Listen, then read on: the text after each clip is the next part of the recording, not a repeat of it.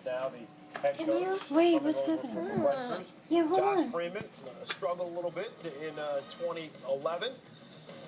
But they went out and they did some shopping in the offseason, brought in a number of free agents, including Vincent Jackson and also Carl Nix. Wait, hold And on. for more on the Ow! Tampa Bay Sorry. Buccaneers, let's re-welcome in Charlie Casserly. And Charlie, there are a lot of holes to fill as we take a look at the Bucs and their third practice since training camp has begun. And there you see Schiano talking to the defense.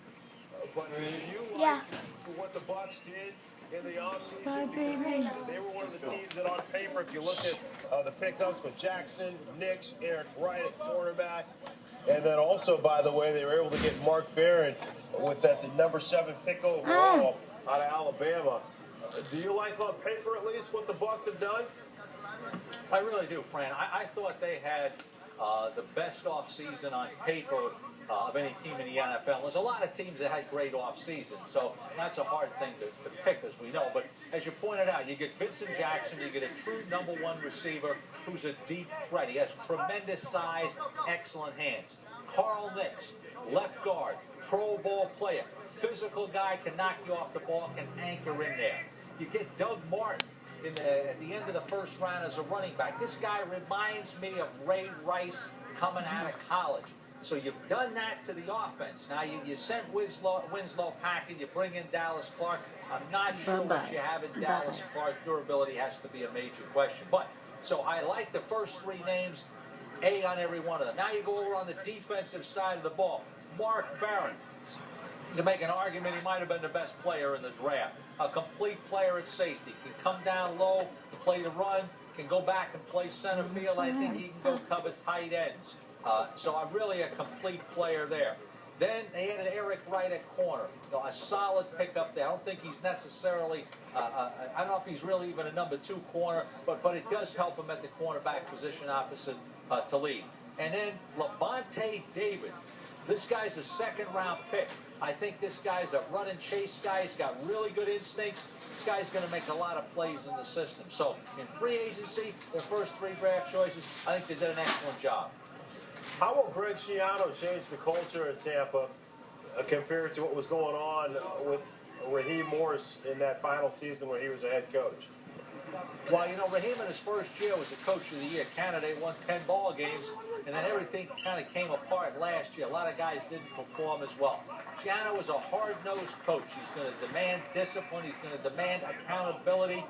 The question is going to be this. This guy's a good football coach. Did a tremendous job at Rutgers, had NFL experience. He's been on people's radar for a long time in the NFL. At different points, he was a little bit higher on the radar with different teams.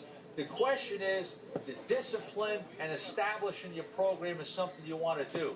Now, does he go too far with it? Does it become too much? Or is it just the right mix of discipline and motivation, patting on the back? So that's the thing to me you got to watch with this thing. This guy can coach football. The adaptation to the pros, we'll see how quickly that happens this year for him.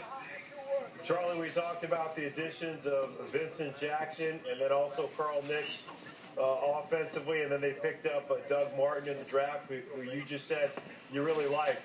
How do you think those pieces offensively are going to help Josh Freeman in his 3rd season?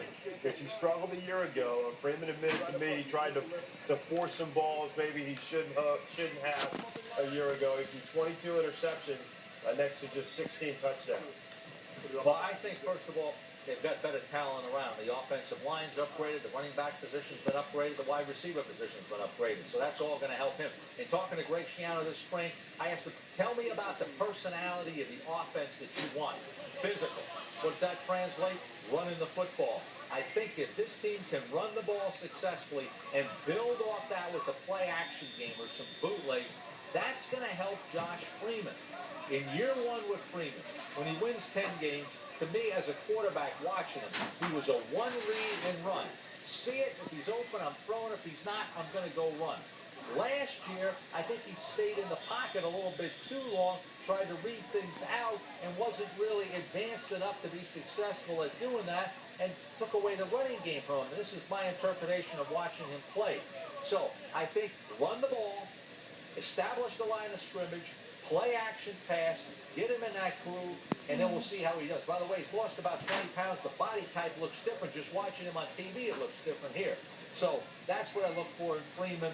You've got to get that mix of running the ball, play action pass, and throwing it. Well, we'll look now at Josh Freeman at the Bucks camp, and we saw 22 Doug Martin as well. Tampa Bay Buccaneers team to keep your eye out. Tom Brady, Patriots. the Patriots are always a team to keep your eyes on. Hi, Brady as the Oh, there's the Patriots dirty camp house. at Foxborough. Zeus! Alright, that's all.